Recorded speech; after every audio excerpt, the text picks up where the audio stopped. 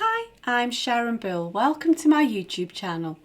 Working through previous year's exam papers is an excellent way to revise and prepare for your ABRSM Music Theory exam. I've worked through every single question of every past exam paper in grades 1 to 5 from 2014 through to 2018 to help you to really get to grips with your knowledge of music theory.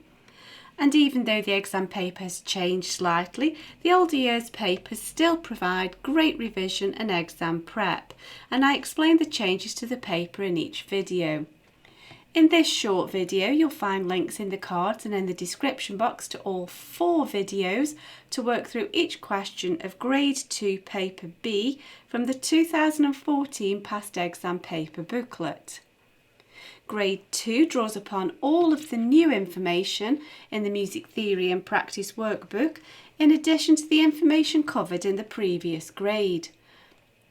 If you click on the link to the playlist in the description box, you'll find videos where I work with you step by step through each question in the workbooks.